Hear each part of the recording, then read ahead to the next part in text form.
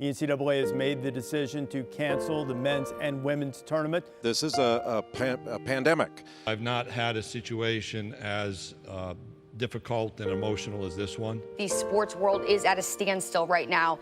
On March 12, 2020, after the cancellation of almost every Power 5 conference basketball tournament. Well, my reaction is there was no other choice.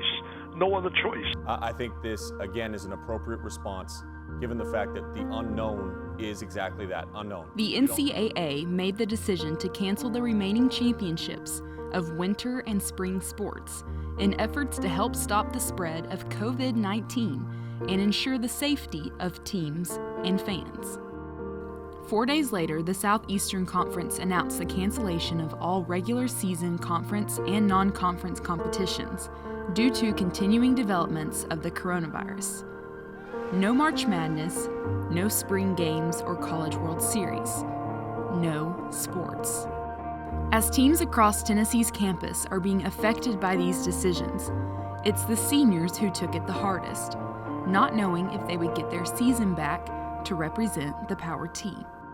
When our coaches found out about it, Coach Barnes came in there and talked to us about, what all was going on and just telling us that, this virus, is serious. Anybody can get it. He just told us what was going on and just telling us that this, it's bigger than basketball. We got to stay safe out here and just continuing to, lift each other up and stay strong with one another and, protect ourselves. Government has declared this a worldwide epidemic, right? And so they're doing the right thing by, taking care of trying to make sure that it doesn't spread. That's what the whole point of this whole thing is. And there's nothing wrong with, as much as we love this, for there to be no tournament for this reason. Because your health, everybody's health, and everything is more important than winning basketball games. You guys know that.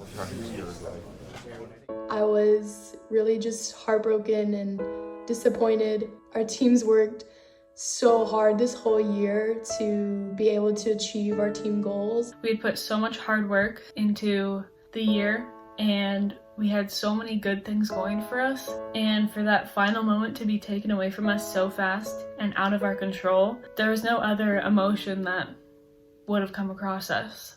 To have that cut short was a big shock to us, but then realizing how big this pandemic is, I think we all become a bit more understanding of the situation. We were having lunch one day and we started seeing conferences and sports dropping like flies on social media, and at that point we kind of just put two and two together and realized that we were probably coming next, and that was sort of the first time that I thought, okay, I might have played my last college match without even knowing it. I just kind of started asking questions. Are we going to get our year back? If I get my year back, am I going to be able to play and go to grad school? Because I already got accepted into grad school. And then it wasn't until a week or so later that I actually realized what all this really meant, and those emotions kind of came flooding back. Not gonna lie, it was really hard.